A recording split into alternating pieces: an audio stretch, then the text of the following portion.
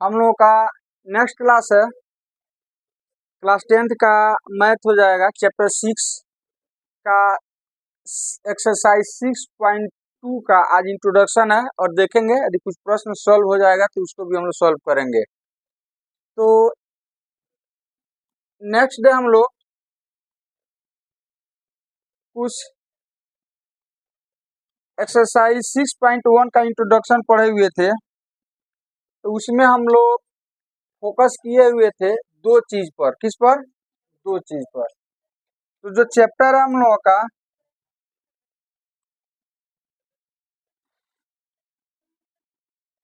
Triangle,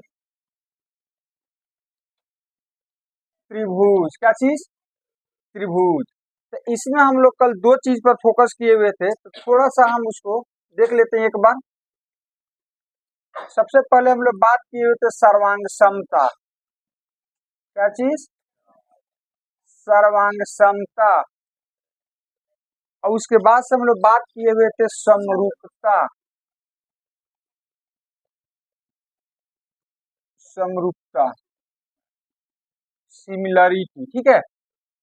सर्वांग समता में हम लोग पढ़े हुए थे कि दो आकृति सर्वांगसम कही जाती है यदि वो दोनों एक दूसरे को पूर्ण रूप से ढक ले। दो आकृति सर्वांगसम कही जाती है यदि वो दोनों एक दूसरे को पूर्ण रूप से क्या करे? ढक ले। जैसे कल एग्जाम्पल हमने दिया था हथेली का, जैसे अपना हथेली हो गया, ये दोनों एक दूसरे को पूर्ण रूप से ढक ले रहा है, तो हम कहेंगे कि हमारा दोनों हथेली कौन सी है? सर्वांगसम है। और जो जिसको ढकता है वो उसका संगत भाग कहलाता है। तो यदि सर्वांगसम है तो उसके संगत भाग हमेशा क्या होते हैं? बराबर होते हैं। क्या होते हैं? बराबर होते हैं। और इस तरह से एक्चुअली हमें जो सर्वांगसम या जो समरूपता के बारे में पढ़ना है, वो हमें जो भी आकृति मिलेगा वो त्रिभुज मिलेगा। क्या मिलेगा? त्रिभुज मिलेगा। तो सर्वांग समता के लिए क्या होना जरूरी है? सर्वांग समता के लिए ये हाँ जरूरी है कि उसका शेप एंड साइज दोनों सेम होना चाहिए। सेम शेप होना चाहिए, सेम शेप और सेम साइज होना चाहिए। सेम साइज होना चाहिए, ठीक है। और इसके कुछ रूल हम लोग पढ़े हुए थे कि दो आकृति मीन्स दो त्रिभुज सर्वांगसम होगा।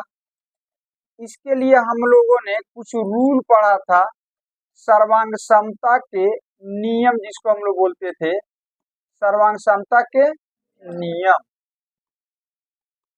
तो दो त्रिभुज सर्वांगसम होगा, इसके लिए कुछ रूल होता था, जैसे SAS, दूसरा ASA, तीसरा AAS, चौथा SSS और पांचवा RHS। तो इस नियम की सहायता से हम दो त्रिभुज को सर्वांगसम सिद्ध करते थे। अब हम बात कर लेते हैं समरूपता के बारे में। कल क्या पढ़े थे? तो समरूपता के बारे में हम लोग पढ़े थे कि दो त्रिभुज मतलब दो बहुभुज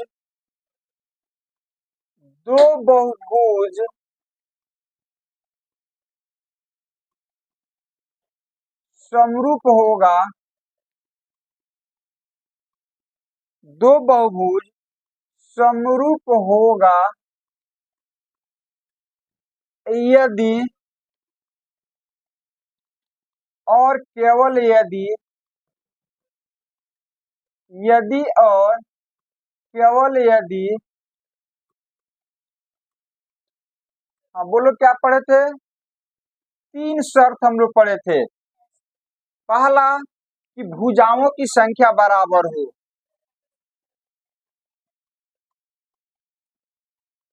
जो दो बहुभुज होगा उनकी भुजाओं की संख्या बराबर होना चाहिए।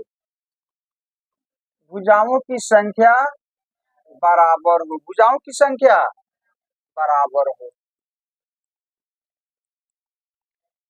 दूसरा, संगत कोण बराबर हो।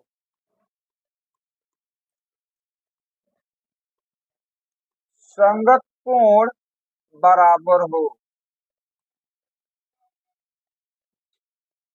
और तीसरा, संगत भुजाएं समानुपाती हो, मतलब संगत भुजाओं का अनुपात बराबर हो।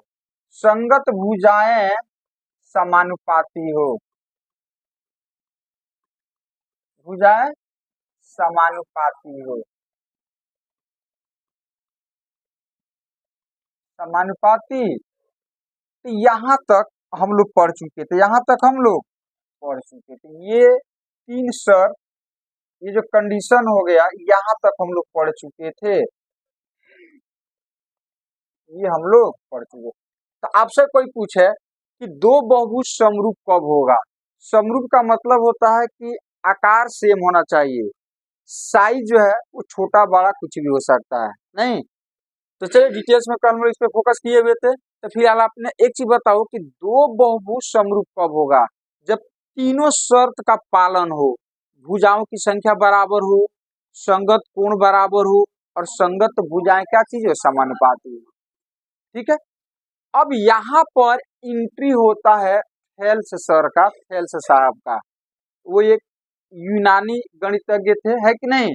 तो यहाँ पर उनका एंट्री होता है। वो एक कंसेप्ट देते हैं, वो कहते हैं कि यदि दो त्रिभुज समान कोणिक हो, यहाँ पर किसका एंट्री होता है?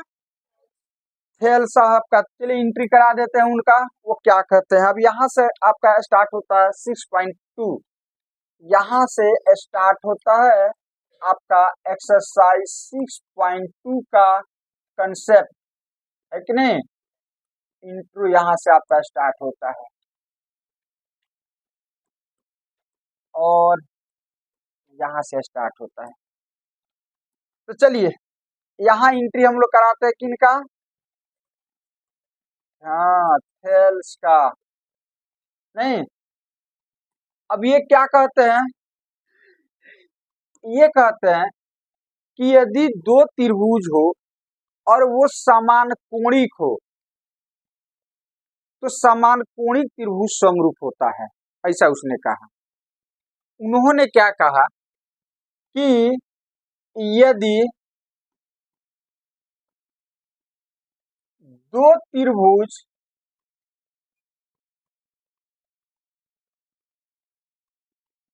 दो त्रिभुज समान कोणिक हो, दो त्रिभुज समान कोणिक हो, तो उनकी संगत भुजाएं, उनकी संगत भुजाएं समानुपाती होती है, समानुपाती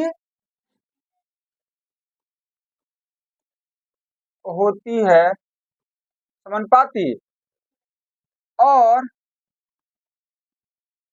इस प्रकार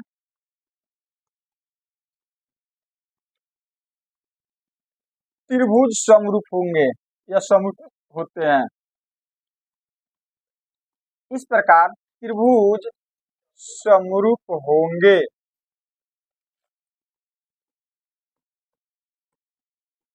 अब इस चीज को समझो, उसने तो बोल दिया, अब इस चीज को हम समझते हैं कि इसका मतलब क्या हो गया। उन्होंने कहा कि यदि त्रिभुज समान कोणिक हो, मतलब समझो कि अपने पास दो या दो से अधिक त्रिभुज हो। कितना त्रिभुज हो? दो या दो से अधिक त्रिभुज हो अपने पास। जैसे एक त्रिभुज ये हो गया और दूसरा त्रिभुज ये हो गया। मान लेते हैं कि दोनों त्रिभुज कौन सी है? ये समान कोणिक है। क्या चीज है? समान कोणिक है। समान कोणिक का मतलब, जैसे इसका नाम दे देते हैं कुछ, A B C, D E F. ठीक है। अब हम बात करते हैं कि समान कोणिक है। समान कोणिक का मतलब समान कोण, देखो ना यहाँ पर, समान कोणिक का मतलब समान कोण, देखो यहाँ पर समान कोणिक शब्द है, तो समान कोणिक का मतलब हो जाएगा,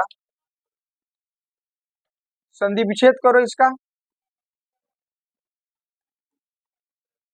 समान कोणिक मतलब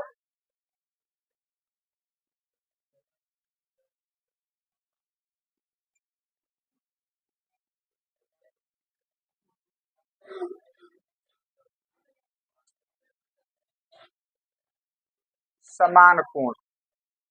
एडजस्ट करो, आज भर एडजस्ट करो।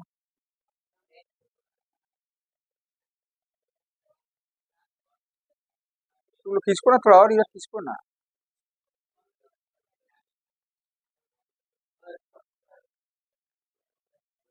हो गया? हाँ, दिक्कत है तो आगे आ जाओ, एक तो आगे आ जाओ, इस जगह है।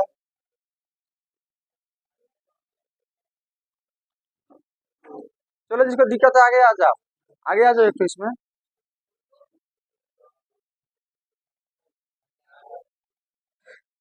तो देखिए यहाँ पर समान कोणी का मतलब होता है कि समान कोण, क्या चीज? समान कोण।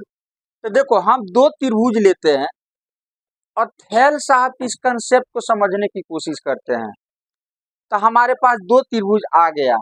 अब ये दोनों समान कोणिक होगा, समान कोणिक का मतलब होगा जैसे ए और डी बराबर होगा, अच्छा इसका बी और इसका ई हम बराबर मान लेते हैं, और इसका सी और इसका एफ हम बराबर मान लेते हैं। अब ये समान कोणिक हो गया।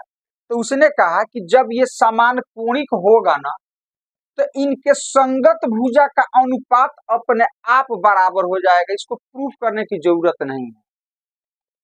उसने क्या कहा कि यदि दो त्रिभुज समान कोणिक हो तो उनकी संगत भुजाओं का अनुपात जो होता है वो समानुपाती होता है, उसको प्रूफ करने की जरूरत। तो जब ये दो त्रिभुज समान कोणिक है तो स्वाभाविक है इनकी भुजाएं समान अनुपात में होगी, संगत भुजाएं क्या होगी, तो दोनों शर्त पूरा हो जाएगा और त्रिभुज क्या हो जाएगा, समरूप हो जाएगा। दो त्रिभुज के समरूप होने के लिए क्या शर्त है, संगत कोण बराबर हो और संगत भुजाएं क्या चीज है, समानुपाती हो। अरे भुजाओं की संख्या तो बराबर होगा ही, तो जब हम त्रिभुज की बात करें तो पहला शर्त की जरूरत नहीं है, उसमें तो संख्या बराबर ही होगा ना। तो इस तरह से दो त्रिभुज समरूप होगा, इसके लिए हम पहले से जानते हैं कि उनके संगत कोण बराबर हो, संगत भुजाएं क्या चीज है, समानुपाती हो। लेकिन थेल साहब का जब एंट्री होता है तो उन्होंने एक झंझट को खत्म कर दिया। कौन सा झंझट? उसने ये कहा कि यदि दो त्रिभुज समान कोणिक हो तो उनकी संगत भुजाओं का अनुपात अपने आप बराबर होता है, उसको प्रूफ करने की जरूरत, और इस प्रकार वो त्रिभुज क्या हो जाएगा, समरूप हो जाएगा, समरूप हो जाएगा। मतलब समझो कि यदि ये समान कोणिक है, ए किसके बराबर, सी किसके बराबर और बी किसके बराबर, तो अब एक चीज बताओ, हम इस साइड से चल रहे हैं, ऐसे चल रहे हैं, तो इसमें वैसे चलेंगे, तो एसी का संगत कौन हो गया, तो एसी बराबर होगा डी एफ, सॉरी एसी बट्टा डी एफ हम निकाल लेंगे। अच्छा अब यहां से अब एसी का बीसी का संगत कौन होगा, तो बीसी बटा ई एफ निकाल लेंगे। और एबी का संगत कौन होगा, बोलो जल्दी से, तो हम निकाल लेंगे ए बी बटा डी ई, ए बी बटा डी निकाल लेंगे। और इस प्रकार ये संगत भुजाओं का अनुपात जो होगा वो क्या होगा, बराबर होगा। इसको प्रूफ करने की जरूरत, प्रूफ करने की जरूरत नहीं। तो यही हो गया थेल साहब का कंसेप्ट कि दो त्रिभुज यदि समान कोणिक हो तो उनके संगत भुजाओं का अनुपात अपने आप बराबर हो जाता है, और इस प्रकार वो दोनों त्रिभुज क्या हो जाते हैं, समरूप हो जाते हैं, समरूप हो जाते हैं। ठीक है। अब आपसे एग्जाम में आता है कि समान कोणिक कंसेप्ट किसने दिया था, या समान कोणिक का सिद्धांत किसने दिया था, तो थेल्स ने, याद रखिएगा, किसने, थेल्स ने। अब इस आधार पर उन्होंने एक निष्कर्ष निकाला और उस निष्कर्ष के आधार पर उन्होंने एक प्रमेय दिया। इससे उसने एक निष्कर्ष निकाला और इसके आधार पर उन्होंने एक प्रमेय दिया, एक स्टेटमेंट दिया, जिसे हम थेल्स प्रमेय के नाम से या आधारभूत समानुपातिक प्रमेय के नाम से जानते हैं। इसके आधार पर उन्होंने एक निष्कर्ष निकाला और उस निष्कर्ष के आधार पर उसने एक स्टेटमेंट दिया, जिसे हम प्रमेय 6.1 या थेल्स प्रमेय या आधारभूत समानुपातिक प्रमेय के रूप में जानते हैं। ठीक है, और चलिए वो स्टेटमेंट क्या है हम आगे पढ़ते हैं, और उस स्टेटमेंट को हम प्रमेय कहते हैं, इसीलिए उसे आपको प्रूफ भी करना पड़ेगा। ठीक है, तो चलिए हम प्रूफ करते हैं और जानते हैं कि वो थेल्स का जो स्टेटमेंट है अर्थात थेल्स प्रमेय है क्या। आगे बढ़े। अब यहाँ पर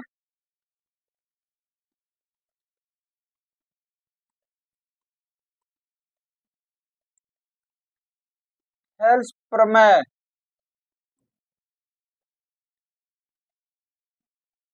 इसी को हम बोलते हैं क्या चीज, आधारभूत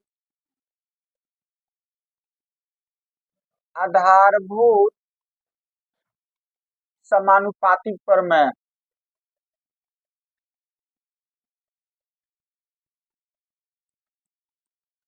समानुपातिक प्रमेय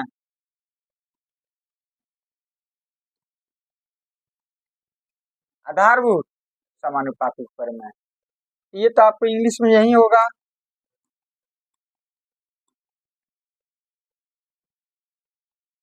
इसको तो हम ऐसे ही बोलेंगे थेल्स थ्योरम, नहीं, और इसको हम लोग बोलेंगे बेसिक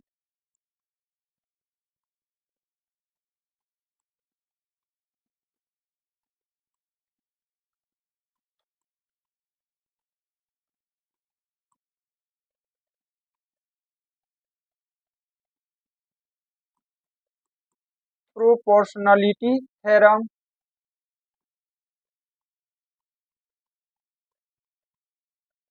और इसको शॉर्टकट में हम लोग बोलते हैं बीपीटी।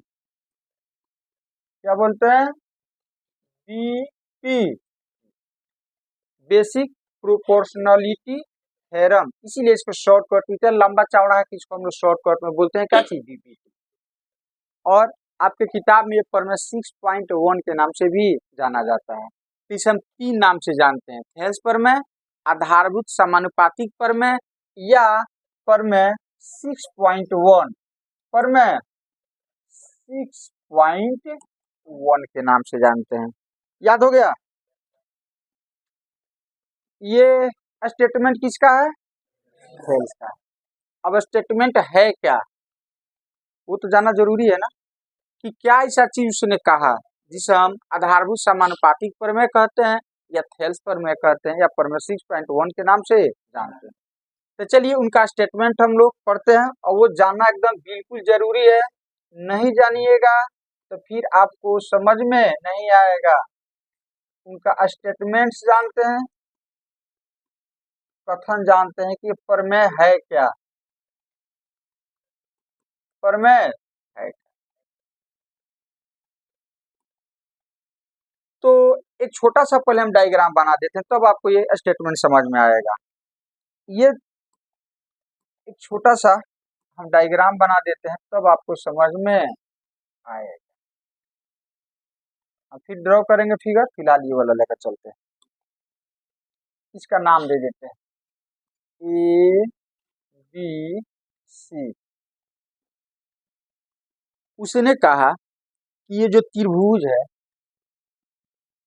इसमें 3 भुजाएं, किसी एक भुजा के समानांतर आप कोई रेखा खींचो।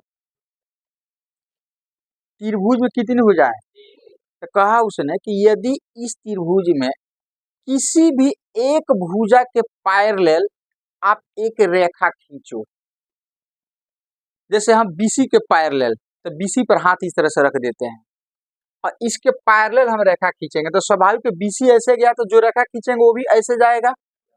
नहीं तो देखो अब हम रेखा खींच रहे हैं, अब हम रेखा खींच रहे हैं, अब ध्यान से देखो यहाँ पर बीसी के पैरेलल हम रेखा खींच रहे हैं। किसके पैरेलल खींच रहे हैं? तो बीसी के पैरेलल खींचेंगे तो देखो यहाँ पर अब ये रेखा ऐसे जाएगा, ऐसे जाएगा नहीं, जैसे बीसी गया उसी डायरेक्शन में जाएगा। तो हम ऐसे रेखा खींच रहे हैं, ध्यान से देखो यहाँ पर जब हम रेखा खींचेंगे बीसी के समानांतर तो बाकी जो दो भुजा है उसको काटते हुए वो निकलेगा। देखो ए बी को काटेगा, ए बी को काट दिया इस पॉइंट पर, अब ये ए सी को भी काटेगा, ए सी को भी काट करके ऐसे निकलते जा रहा है, ऐसे निकलते जा रहा है। क्या किया कि बीसी के समानांतर कोई रेखा खींचा, मतलब त्रिभुज में किसी एक भुजा के समानांतर जब आपने रेखा खींचा तो वो अन्य दो भुजाओं को दो जगह पर काट रही है ना। तो हाँ अब काट रही है तो इसका कुछ नाम दे देते हैं, इस पॉइंट का नाम दे देते हैं और इस पॉइंट का नाम दे देते हैं। तो इसको हम बोलते हैं डी, इसका नाम रख देते हैं ई। तो उसने यही कहा कि किसी त्रिभुज में किसी एक भुजा के समानांतर यदि आप रेखा खींचोगे ना तो वो अन्य दो भुजाओं को समान अनुपात में काटती है। मतलब समझो ए बी को कहां पर काट रही है, ए बी का दो टुकड़ा हो गया तो दोनों टुकड़ा का अनुपात ले लो, मतलब ए डी बट्टा डी बी। और फिर देखो ए सी को भी यहाँ पर काट रही है तो ये भी दो, इसका भी दो टुकड़ा हो गया। हाँ तो कहा उसने कि ए बट्टा सी का मान निकाल दो। तो उसने कहा कि यदि ये इसके पैरेलल होगा ना तो ये दोनों अनुपात हमेशा बराबर ही आएगा, इसमें कहीं किंतु परंतु वाली बात नहीं है। कब? जब ये किसी एक भुजा के समानांतर होगा तब। अर्थात इसको हम कह सकते हैं कि किसी त्रिभुज में एक भुजा के समानांतर कोई रेखा खींची जाए तो वो अन्य दो भुजाओं को समान अनुपात में काटती है, समान अनुपात में। किसी त्रिभुज में एक भुजा के समानांतर कोई रेखा खींची जाए तो वो अन्य दो भुजाओं को, इसके समानांतर खींच रहे थे यही ना भुजा बच गया, तो वो अन्य दो भुजाओं को समान अनुपात में काटती है। मतलब इतना बट्टा इतना का मान वही होगा जो ए बट्टा इसी का मान होगा। यही स्टेटमेंट है जिसे हम कहते हैं बीपीटी। क्या बोलते हैं? ये बोलते हैं या सेल्फ प्रमेय के नाम से जाना जाता है। नहीं याद हुआ? किसी त्रिभुज में एक भुजा के समानांतर कोई रेखा खींची जाए तो वो अन्य दो भुजाओं को समान अनुपात में काटती है, समान अनुपात में काटती है। अब एग्जाम में आपका न तो वो थेस प्रमेय लिखा हुआ रहेगा, न तो बीपीटी लिखा रहेगा और न तो प्रमेय 6.1 लिखा रहेगा।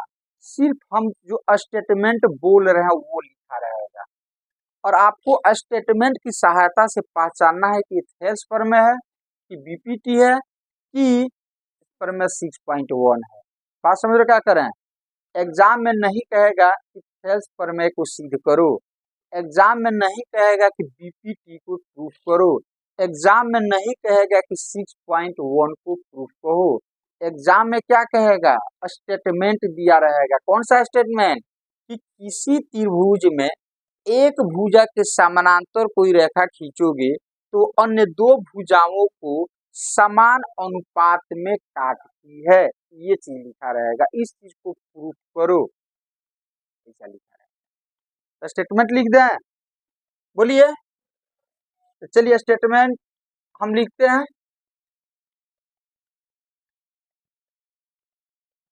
तो चलो हम चलते हैं नेक्स्ट पेज पर, है कि नहीं? वहां से क्लियर हम फ्रेश डायग्राम बनाते हैं क्योंकि यहाँ पर हौज पोज हो गया।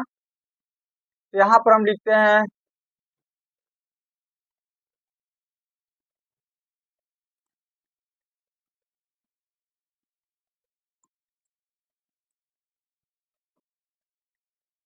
क्या स्टेटमेंट? किसी त्रिभुज में किसी, चलो अभी बोले हैं, रिपीट करते चलो, हमारे लिखने से पहले मन के अंदर, हमारे लिखने से पहले आप उसको बोलो कि जो आप बोल रहे हो क्या वही चीज हम लिखने जा रहे हैं। किसी त्रिभुज में किसी एक भुजा के समांतर, किसी एक भुजा के समांतर के समांतर के समांतर कोई रेखा खींची जाए, कोई रेखा खींची जाए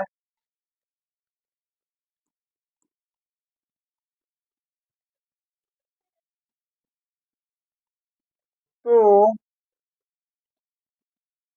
वो अन्य दो भुजाओं को, अन्य दो भुजाओं को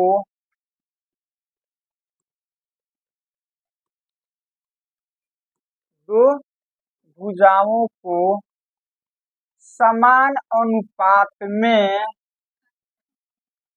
हाँ, समान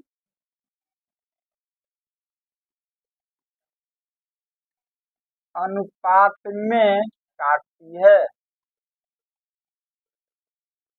यही है हेल्स प्रमेय।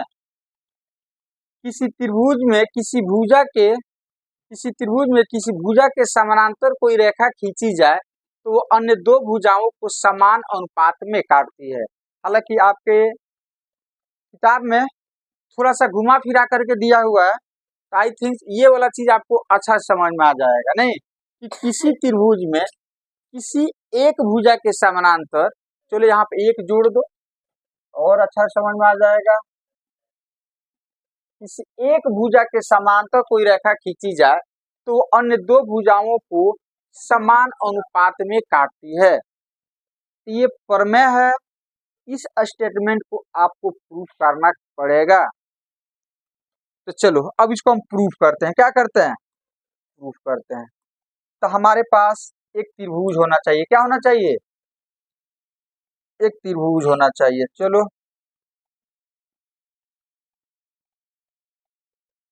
अब यहाँ पर एक हम त्रिभुज ले लेते हैं। ध्यान देना, ये 5 नंबर का आता है एग्जाम में।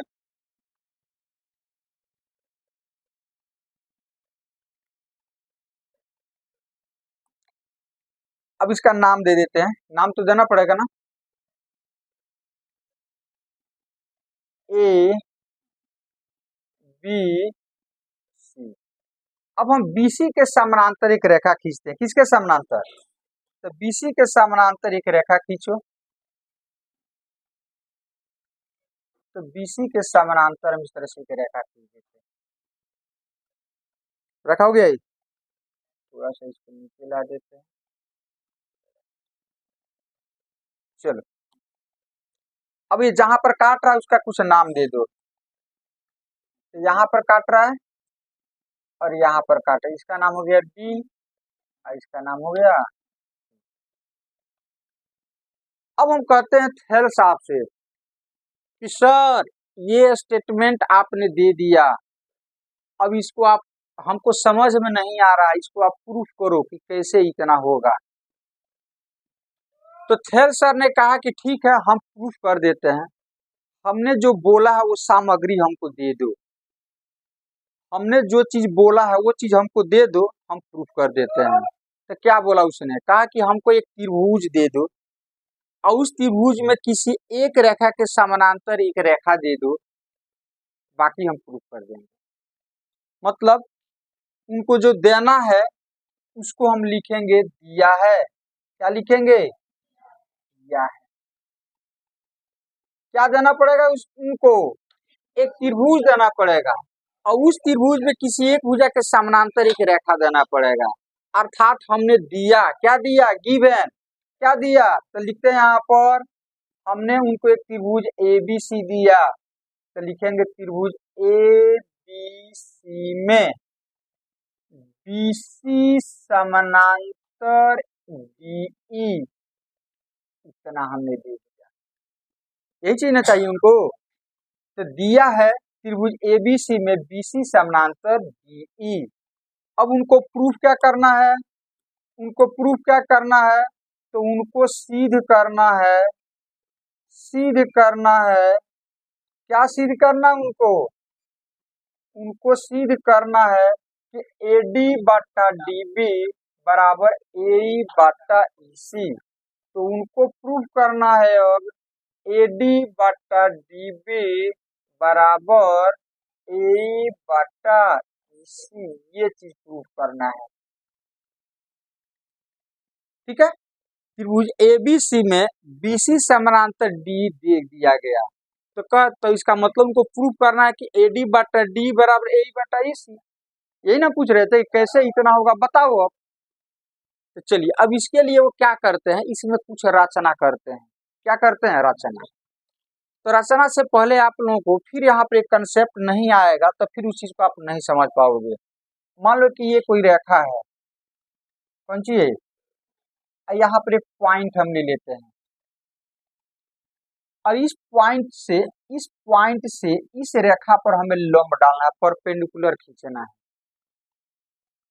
तो लंब का मतलब क्या होता है, लंब का मतलब होता है, ध्यान से देखो यहाँ पर, लंब का मतलब हो गया कि इस पॉइंट से इस रेखा पर हम कोई रेखा खींचते हैं, इस पॉइंट से हम इस रेखा पर अनगिनत रेखा खींचेंगे। तो इस पॉइंट से इस रेखा के बीच की जो सबसे न्यूनतम दूरी वाला रेखा होगा ना, वही लंब रेखा होगा या लंब होगा। जैसे मान लो कि यहां से हम ऐसे खींच रहे हैं, ये वाला खींच दिए, ये वाला खींच दिए, ये वाला खींच दिए, ये वाला खींच दिए, ये वाला खींच दिए, कुछ इस तरह से ये वाला खींच दिए। नहीं, अब क्या लग रहा है आपको, इसमें सबसे न्यूनतम दूरी वाला रेखा कौन हो गया, ये वाला। इस बिंदु से इस रेखा के बीच की जो सबसे छोटी दूरी होगी, वो छोटी दूरी यही ना होगी, ये वाला। तो यही दूरी जो होगी ना, वो लंब कहलाएगी। मतलब किसी बिंदु से किसी रेखा पर यदि लंब डालना है, तो उस बिंदु से और उस रेखा के बीच की जो सबसे छोटी दूरी होगी ना, वही लंब कहलाती है या लंब दूरी कहलाती है। और समझ में, मतलब इसे समझो, मान लो कि यहाँ पर तुम चढ़ गए हो, यहाँ पर धागा में कुछ पत्थर का टुकड़ा वगैरह बांध करके लटकाओगे, तो इस रेखा पर वो जहां पर आकर के गिरेगा ना, वही आपका लंब हो जाएगा। तो मान लो यहाँ पर चढ़े हो और कुछ लटकाओगे तो ऐसे गिरेगा, सीधे एकदम नीचे आएगा, यहाँ पर आएगा, तो सबसे न्यूनतम दूरी वही ना होगा। उसने अब रचना क्या किया, ध्यान से देखो यहाँ पर। अब वो करते हैं एक रचना, इसमें क्या करते हैं, रचना करते हैं।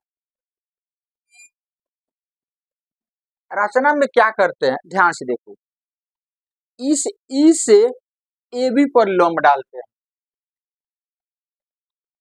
मतलब अब इसको हम ऐसे मूव कर दें तो ई यहाँ पर आ जाएगा, और ये ए बी जो है यहाँ पर आ जाएगा। ऐसे इसको हम मूव कर दें तो कल्पना करो, इमेजिन करो कि ई जो है यहाँ पर आ जाएगा और ए बी यहाँ पर आ जाएगा। तो ई से ए बी पर यदि हम लंब डालें, तो इस रेखा पर के जो सबसे न्यूनतम दूरी होगा वही लंब होगा। तो यदि ई से हम रेखा खींचे तो सबसे न्यूनतम दूरी इस त्रिभुज के अंदर आएगा कि यहाँ पर आएगा, जल्दी से बोलो। इसके बीच में इधर कहीं आएगा, इधर कहीं। जैसे मान लो कि ऐसे हम खींच रहे हैं, ध्यान देखो, मान लो कि हम ऐसे खींच रहे हैं, यहाँ पर यहाँ से एक रेखा खींच दिए, यहाँ से ऐसे खींच रहे हैं, यहाँ से ऐसे हम खींच रहे हैं। समझने के लिए 3 तो काफी है। तो बताओ सबसे न्यूनतम ये होगा कि ये होगा कि ये होगा, बीच वाला। इसका मतलब ई से हमें ए बी पर यदि लंब डालना होगा तो ए डी के अंदर कहीं पॉइंट लेकर के उसको मिला देंगे, अब मान लेंगे कि यही लंब होगा। कि बी डी के अंदर पॉइंट लेकर के मिला देंगे तो लंब हो जाएगा, नहीं होगा। ए डी के अंदर ही कुछ इस तरह का पॉइंट लेना है अंदाज से कि उसको मिलाने पर ऐसा फील हो कि यही सबसे न्यूनतम दूरी होगा। आप देखो ना, इधर बढ़ोगे तो बड़ा होते जाएगा, नहीं, इसका मतलब हो जाएगा कि ई से ए बी पर हमको लंब डालना होगा, तो ए डी के अंदर कहीं पॉइंट लेकर के ई से मिला देंगे और मान लेंगे कि यही क्या चीज है, लंब है। क्या चीज है, लंब। अरे समझ में, तो चलो अब हम लंब डालते हैं। क्या डालते हैं, अब हम लंब डालते हैं। तो लंब डालेंगे तो क्या करेंगे,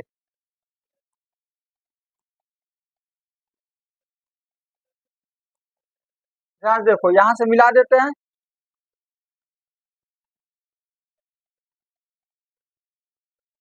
मिला दिए, लंब हो गया।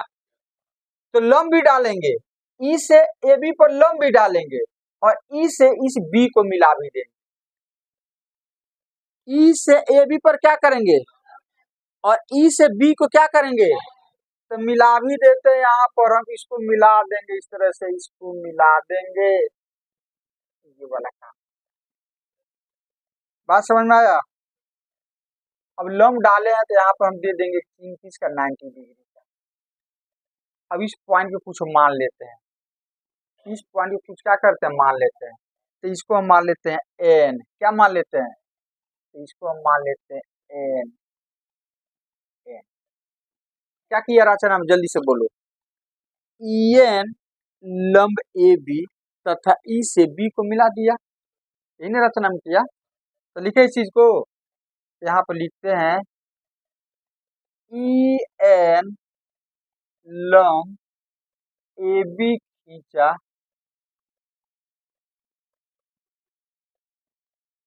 तथा तथा ई को बी से, ई को बी से मिलाया।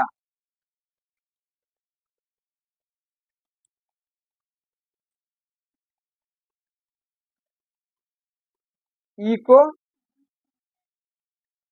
बी से मिलाया।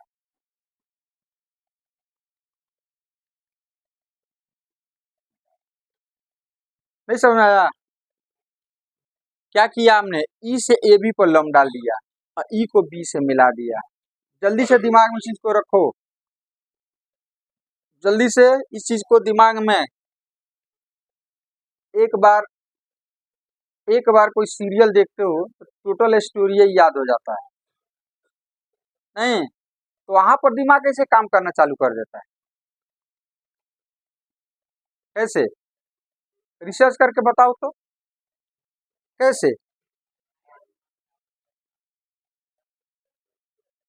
कैसे याद हो जाता है। एक बार कोई सीरियल देखते हो, नहीं, या हाँ ऐसे कुछ देखते हो तो फटाफट याद हो जाता है और शुरू से लास्ट तक बीच में कहीं भी नहीं छूटेगा। तो वो क्यों याद हो जाता है, समझ में आ जाता है। और पढ़ाई लिखाई की बात होती है तो वो क्यों नहीं जल्दी समझ में आता है,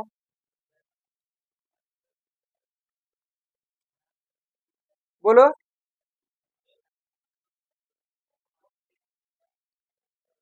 देखो वहां पर आपका एकाग्रता कंसंट्रेशन बना रहता है, वहां पर आपका ध्यान जो है ना बिल्कुल वहीं पर रहता है।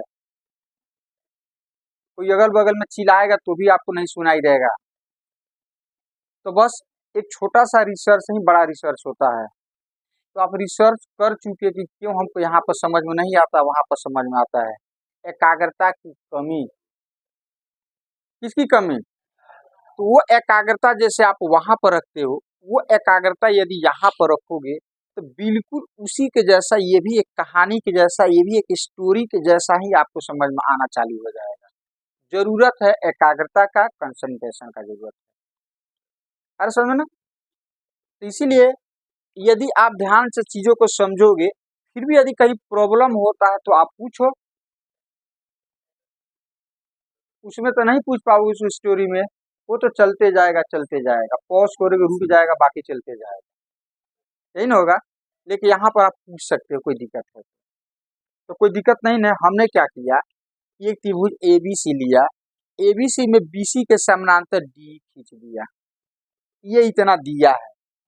यदि BC के समानांतर D खींच दिया जाए तो इस प्रकार AD बटा DB का मान AE बटा EC का मान बराबर आएगा, मतलब ये चीज हमको प्रूफ करना है। तो ये दे दिया है, ये प्रूफ करना। हमने रचना किया, रचना में क्या किया कि E से AB पर एक लंब डाल दिया EN। अब एग्जाम में आपका है तो कहोगे अरे N लंब डालेंगे तो इधर सर मिलाए थे इधर मिलाए थे, तो वो लॉजिक यहाँ से आपको पता चल जाएगा कि E से इस AB के बीच की जो सबसे छोटी दूरी होगी ना वही लंब होगी।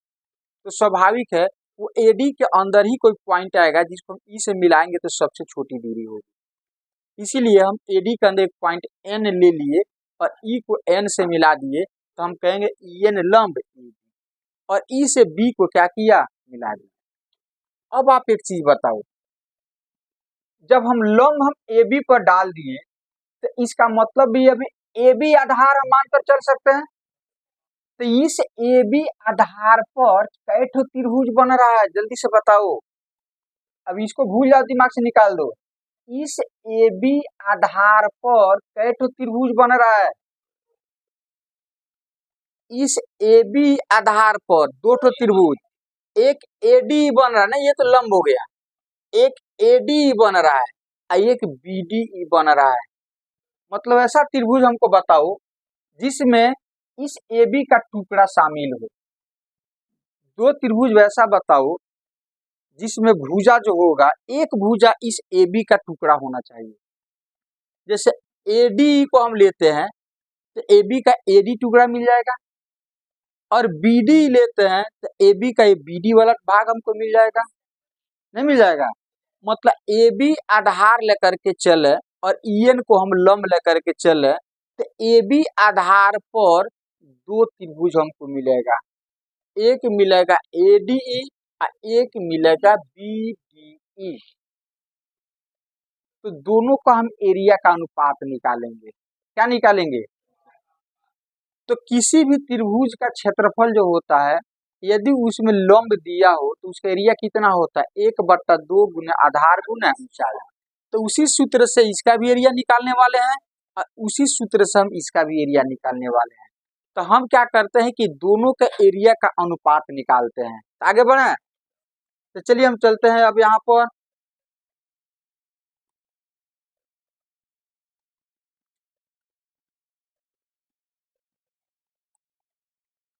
चलते हैं प्रमाण, क्या चीज, प्रमाण, प्रूफ।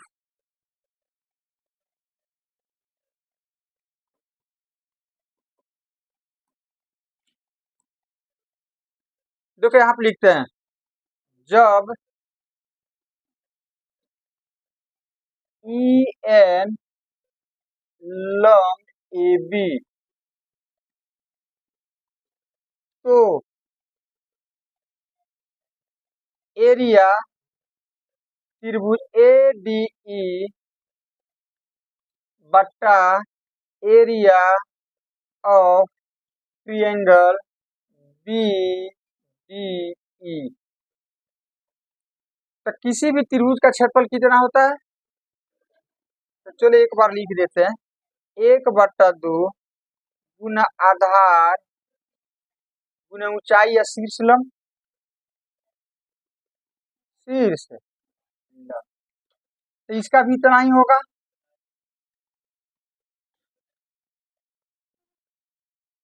आधार गुना इतना ही। चलो मान बैठा हुआ 1/2 AD का। तो AD का आधार कौन होगा? AD जिस पर लंब आकर के गिरा हुआ है, तो AB का जो टुकड़ा होगा वही आधार होता है, क्योंकि हम लंब EN से डाले हैं ना। तो AB आधार हो गया। तो अब इस त्रिभुज में AB का कौन सा टुकड़ा है? AD। तो इस त्रिभुज का आधार हो जाएगा AD। क्या हो जाएगा? तो 1/2 आधार क्या हो जाएगा?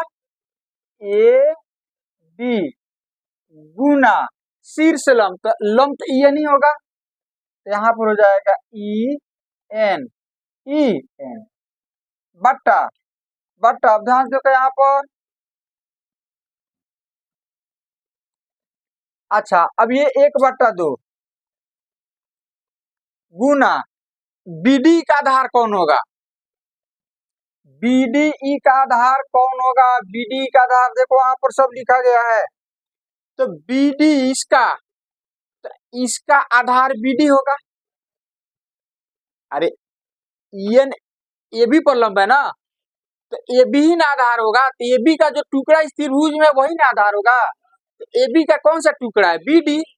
तो इसका आधार हो जाएगा बीडी। ऊंचाई कौन होगा? शीर्ष लंब। तो इसके भी शीर्ष लंब, ये टोटल ए बी पर ना लंब है, इसीलिए इसका भी लंब हो जाएगा ई एन। ई एन ही होगा, भले ही त्रिभुज से बाहर है वो। त्रिभुज से कौन सी है? क्योंकि आप पढ़े हैं बहुत ऐसा केस में आपको इस टाइप से मिलता होगा। इस टाइप से आपको, इस टाइप से त्रिभुज आपको मिला होगा ए बी सी। अब ए से हम लंब डालेंगे। तो अब बताओ, लंब डालने का मतलब हो गया कि यहाँ पर चढ़ जाओ, अब पत्थर में टुकड़ा बांध करके लटकाओ तो इस त्रिभुज के अंदर गिरेगा, कि इधर कहीं गिरेगा? ऐसा ही नहीं गिरेगा। इसका शीर्ष लंब त्रिभुज से बाहर चला गया कि नहीं चला गया? तो फिर उसी तरह से ये त्रिभुज है और ई से हम लंब डालेंगे। तो लंब डालेंगे तो स्वाभाविक है त्रिभुज से बाहर जाकर के लंब गिरेगा। तो इसका लंब भी तो ये नहीं हो गया ना, ये नहीं हो गया। अब यहाँ पर देखो कुछ कटने वाला है क्या? जल्दी से बोलो, जल्दी से बोलो।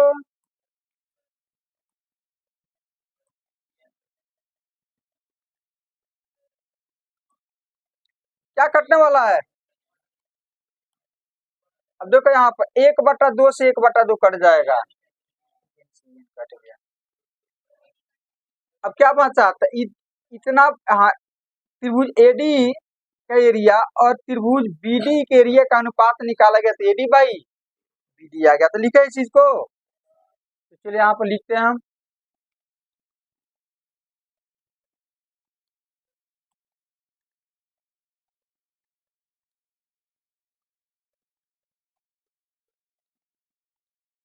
एरिया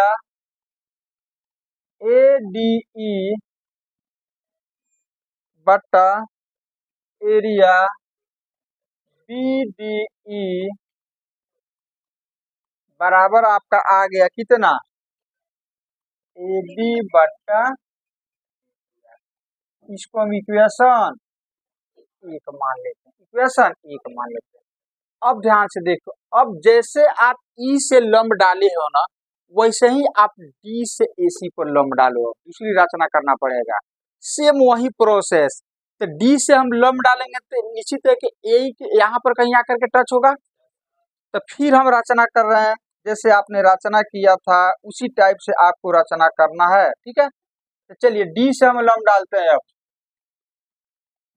यहाँ पर आकर के गिरेगा और डी से सी को भी क्या करेंगे? मिला देंगे। डी से तो भी मिला देंगे। अब इसका नाम देना पड़ेगा। जैसे ये आप ये एन है तो इसको आप एम मान लो। क्या मान लो? तो इसको आप मान लो एम। यहाँ पर हो जाएगा। तब तो रचना में लिखना पड़ेगा नहीं? तो फिर वही चीज आप लिखिएगा। इसीलिए थोड़ा जगह में आप छोड़ दिए थे कि डी एम लंब ए सी तथा तथा डी को सी से मिलाया, डी को इससे।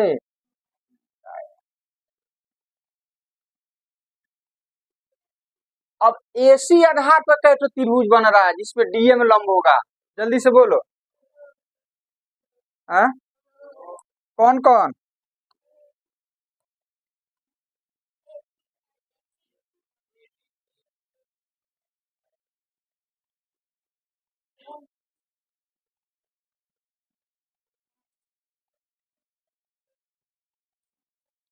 एक एडी तो बन ही रहा है, एक डीईसी चाहे सीईडी जो बोलना है बोलो, ये वाला बन रहा है। इस आधार पर दो त्रिभुज, एक ये वाला और एक ये वाला। तो फिर दोनों का अनुपात लेते जैसे आप लिए थे। ए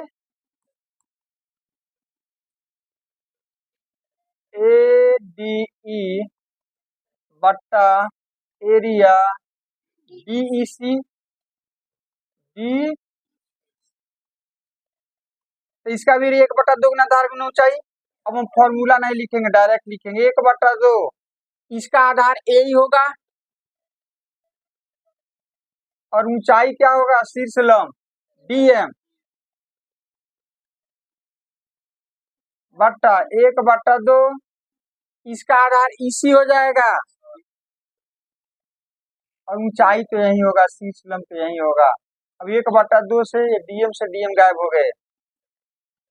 एरिया त्रिभुज ADE बट्टा एरिया त्रिभुज DEC बराबर हो जाएगा AE बट्टा,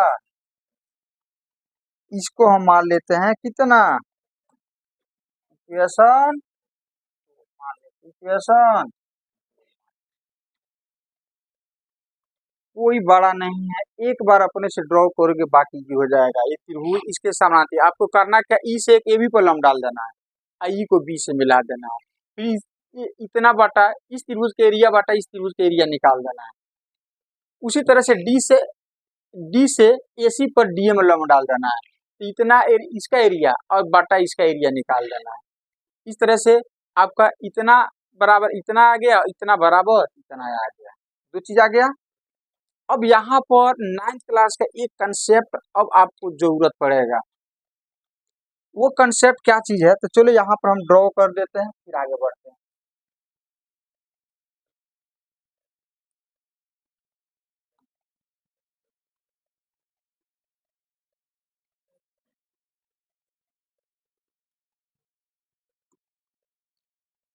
अब याद करो 9th क्लास में एक चीज पढ़े थे आप लोग,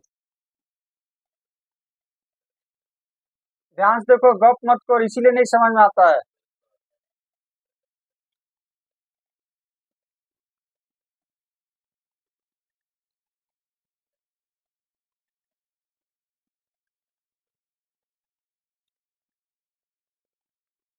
ये ये और ये समानांतर है, जैसे इसको हम DE मान लें और इसको हम BC मान लेते हैं, ध्यान से देखो यहाँ पर। अब ये DE और BC समानांतर है, 9th क्लास में पढ़े हैं कि यदि ये दोनों समानांतर हो तो इसको आधार मान करके हम दो त्रिभुज खींचे, ध्यान से देखो, डी आधार मान करके एक त्रिभुज खींच रहे हैं, तो हम यहाँ से त्रिभुज बना देते हैं। एक तो त्रिभुज ये हो गया नहीं, और उसी तरह से ई से हम इसको मिला देते हैं, तो एक तो त्रिभुज तो ये वाला हो गया और दूसरा त्रिभुज आपका ये वाला हो गया जिसका आधार डी है। ये दोनों का आधार कौन सी है, डी, देख लो, DEC का भी आधार डी है और BDE का भी आधार डी है। अब दोनों त्रिभुज का सामने वाला शीर्ष BC पर देखो, DE का DEC शीर्ष C पर है, तो C इसी रेखा पर ना है और इसका शीर्ष B इसी रेखा पर है, तो दो त्रिभुज इस प्रकार हो कि दोनों का आधार एक ही हो, बेस सेम हो। अब आधार सेम कहोगे, कहने का मतलब कि दोनों त्रिभुज में जो उभयनिष्ठ भुजा उसको आधार मानकर चलना, तो इस त्रिभुज में भी डी है और इस त्रिभुज में भी डी है, तो हम कह सकते हैं कि यही हमारा दोनों का आधार हो जाएगा। तो दोनों का आधार डी हो गया और दोनों त्रिभुज का शीर्ष जो है ना सामने वाला भुजा पर होना चाहिए, सामने वाला रेखा पर होना चाहिए, जो एक दूसरे का कौन सी है, समानांतर है।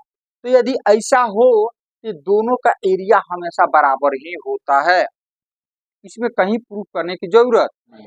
तो ध्यान से देखो, यहाँ पर सेम डायग्राम हम इसी चीज को हम आपको यहाँ पर दिखाए थे, देखो DEC, क्या चीज, DEC, देखो DEC दिख रहा है। अच्छा, तो इस DEC का शीर्ष BC पर है, यहाँ C पर है। अब हम बात कर लेते हैं कौन सा, ये वाला BDE का, किसका, तो BDE का हम बात कर लेते हैं। चलो यहाँ पर BDE का देखो ध्यान से,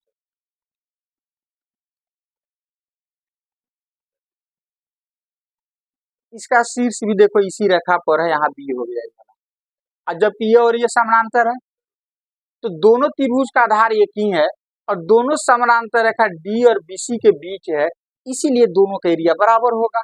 ये हम लिख सकते हैं डीईसी और बीडीई दोनों का आधार डी है और दोनों त्रिभुज का शीर्ष जो है बीसी पर है, मतलब कि डीसी और बीडी का आधार एक ही है और दोनों डी और बीसी के बीच स्थित है, इसीलिए दोनों क्या होगा, दोनों का एरिया क्या होगा, बराबर। लिखा ये चीज त्रिभुज, क्या चीज, त्रिभुज त्रिभुज बीडीई और डीईसी का एक ही आधार, चलो यहीं पर लिखते हैं, उधर यहीं पर लिख देते हैं, क्योंकि त्रिभुज डीईसी तथा त्रिभुज बीडीई का एक ही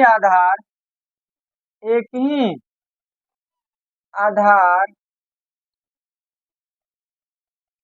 डीई है, डी तथा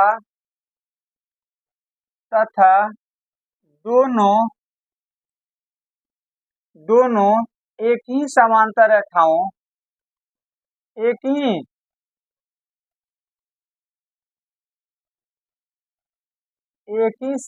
रेखाओं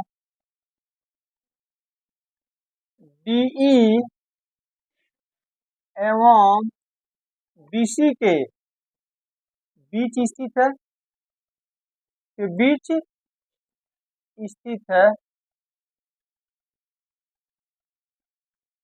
इसलिए ये दोनों का एरिया क्या होगा, इसलिए एरिया ऑफ डीईसी बराबर हो जाएगा एरिया ऑफ त्रिभुज बीडी, ये बराबर होगा, इतना हम लिख सकते हैं, इतना हम लिख सकते हैं, इतना हम,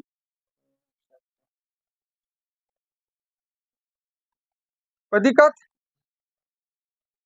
ये दोनों त्रिभुज का आधार जो है इसका और इसका, दोनों त्रिभुज का आधार डी है, दोनों डी और बीसी के बीच स्थित है जो पैरेलल है, इसलिए दोनों का एरिया क्या होगा, बराबर होगा। अब किसी एक इक्वेशन का आप उठा लो, एक को या दो को, किसी एक को लेकर के आगे बढ़ो, किसी एक को लेकर के आप आगे बढ़ो, किसको लेकर आगे बढ़े, जल्दी से बोलो, एक को, तो चलिए हम एक को लेकर के आगे बढ़ते हैं, तो लिखते हैं यहाँ पर अब समीकरण एक से, समीकरण एक से, तो समीकरण एक यही ना हो गया, एरिया त्रिभुज ए डी ई बट्टा एरिया त्रिभुज बी डी ई बराबर ए डी बट्टा। अच्छा अब एक चीज बताओ, हम चाहे तो बीडी के जगह पर डी सी लिख सकते हैं ना, दोनों का एरिया तो सेम है, तो हम बीडी को हटा रहे हैं और इसके जगह पर डी सी लिख रहे हैं, तो चलो हटा रहे हैं क्योंकि दोनों का एरिया सेम है, तो एरिया त्रिभुज ए डी ई बट्टा एरिया त्रिभुज, अब बीडी की जगह पर क्या लिखेंगे, डी सी, यहाँ पर लिख देते हैं डी सी बराबर हो जाएगा ए डी बट्टा, बोलो जल्दी से, लिख सकते हैं ना। अब देखो तो समीकरण दो में इसका मान कुछ दिया है, देखो समीकरण दो में एडीई बट्टा डीईसी के एरिया का अनुपात ए बट्टा इसी के बराबर है, तो क्या है, यही चीज नहीं वाला है, तो क्या इसके जगह पे ये वाला चीज नहीं लिख सकते हैं, इसको हटा करके ये वाला चीज हम लिख देते हैं, ये हो गया ए ई बट्टा ई सी बराबर हो जाएगा ए डी बट्टा,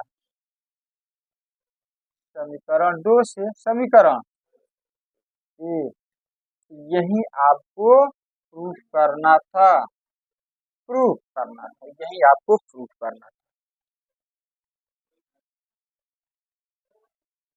चलो फिर से फिर से देखो यहाँ पर थेल्स आपका प्रमेय क्या कहता है, पहले स्टेटमेंट को समझो तब आपको समझ में आएगा। पहले आप स्टेटमेंट को समझो तब आपको समझ में आएगा। कह रहा है कि किसी त्रिभुज में एक भुजा के समानांतर कोई रेखा खींची जाए तो वो अन्य दो भुजाओं को समान अनुपात में बांटता है, ये चीज प्रूव करें। मतलब हमारे पास एक त्रिभुज एबीसी है, त्रिभुज एबीसी में बीसी के समानांतर डी कोई रेखा दे दिया गया है। अब ये डी एबी को और एसी को डी और ई पर काट रहा है, तो हमें सिद्ध करना है कि एडी बटा डीबी बराबर ए बटा। अब यहाँ पर एक रचना किया जाता है, रचना ये किया जाता है कि ई से ए बी पर लंब डाल दिया जाता है तथा डी से ए सी पर लंब डी एम डाल दिया जाता है और ई से बी को मिला दिया गया और डी को सी से मिला दिया गया। अब यहाँ पर अब दो लंब है तो पहले बारी बारी से प्रत्येक लंब के लिए हम त्रिभुज को चूज करेंगे, है कि नहीं। तो देखो जब ई एन लंब ए बी, तो इस तरह से इस ए बी आधार पर दो ठो त्रिभुज बन रहा है, एक ये वाला और एक ये वाला BDE बन रहा है। तो दोनों के एरिया का अनुपात हम निकाल देंगे। तो एरिया का अनुपात क्या है, तो किसी का एरिया इतना होता है, कोई भी त्रिभुज है तो उसका एरिया ही ना, सूत्र ही ना होता है। अच्छा तो इसका एरिया हो जाएगा, अब देखो ADE का, तो ADE का 1/2 आधार, तो इसका आधार AD हो जाएगा और ऊंचाई EN हो जाएगा। BDE का तो 1/2, तो BDE का आधार कौन हो जाएगा, BD, क्योंकि AB का जो टुकड़ा होगा वही आधार होगा कि लंब EN से AB पर डाला गया है। तो इस त्रिभुज में AB का टुकड़ा कौन है, BD, तो BD आधार हो जाएगा। BD क्या हो जाएगा, लंब तो ये नहीं होगा। तो इस तरह से कट करके आपका इतना आ गया। उसी तरह से अब हम DM लंब डाले हैं AC, तब लेकर आगे बढ़ते हैं। तो DM लंब जब AC, तो एक तो त्रिभुज ये बना और दूसरा त्रिभुज ये बना। तो इसका इस त्रिभुज AD और बटा त्रिभुज DEC दोनों का एरिया हमने निकाला। तो देखो इसका आधार कौन होगा, AE, और लंब कौन हो जाएगा, D, तो लिखा है यहाँ पर DM। अच्छा और DEC का 1/2 आधार कौन हो जाएगा, EC, और लंब कौन हो जाएगा, DM। तो यहाँ पर कट छट करके इतना आ गया। अब यहाँ से एक नया कंसेप्ट हम लोगों ने 9th क्लास से लाया कि जब ये और ये समानांतर है तो इस D आधार पर जो दो ठो त्रिभुज बन रहा है ना, दोनों का एरिया क्या होगा, बराबर होगा। तो D आधार पर एक बन रहा है DEC और एक बन रहा है DBE, ये वाला बन रहा है, तो दोनों का एरिया क्या होगा, बराबर होगा। क्यों होगा, यहाँ पर हम कारण लिख दिए हैं, तो दोनों के एरिया बराबर हो गया। अब इसमें से किसी एक इक्वेशन को लेकर के आप आगे बढ़ो, तो हम एक को लेकर आगे बढ़े हैं, तो इतना हम लिखे हैं। फिर हम देख रहे हैं कि ये क्या, BD और DEC तो बराबर है, तो हम BD को हटा करके कुछ चेंज होगा तब ना कुछ नया चीज आएगा, तो इसीलिए हम BD को चेंज करें, इसको हटा करके DEC हम लिखे, देखते हैं कुछ आता है क्या। तो जैसे ही हम BD के जगह पर DEC लिखे, ये समीकरण 2 आ गया, ये वाला चीज आ गया, और ये जब आ गया तो इसके जब इतना हम लिख सकते हैं। तो जब जैसे ही इतना आया तो इसके जब ये वाला चीज लिख दिया, और यही हमें क्या करना था। अब यहाँ से एक इसका विलोम मिलेगा, तो विलोम भी सेम यही चीज है। आपको उसमें क्या चीज है, विलोम ये कहता है कि यदि किसी त्रिभुज में किसी त्रिभुज में कोई रेखा खींची जाए इस प्रकार कि यदि AD बटा DB बराबर AE बटा EC हो, तो 100% ये BC और D क्या होगा, समानांतर होगा। मतलब हम थोड़ा देर के लिए मान कर चलते हैं कि BC के समानांतर नहीं है, BC के समानांतर नहीं है, हमको पता नहीं कि है कि नहीं है, लेकिन जब इस तरह से हमने एक रेखा खींचा तो AD को D पर काट रहा है, AB को D पर और AC को E पर काट रहा है। तो यदि AD बटा DB का मान और AE बटा EC का मान यदि बराबर आ गया, तब 100% ये समानांतर ही होगा। तो इसका उल्टा हो जाएगा अब कि त्रिभुज ABC में यदि AD बटा DB बराबर AE बटा EC हो, तो प्रूफ करना होगा कि BC D के समानांतर। तो इसको हम लोग कल प्रूफ करेंगे नहीं, तो इसको आप लोग यहाँ तक आपको आना है, इसमें सेम यहाँ तक आना है, बस यहाँ तक इसमें भी आपको आना है, ये 2 नंबर तक। और 2 नंबर के बाद थोड़ा सा चेंज होगा, प्रूफ हो जाएगा।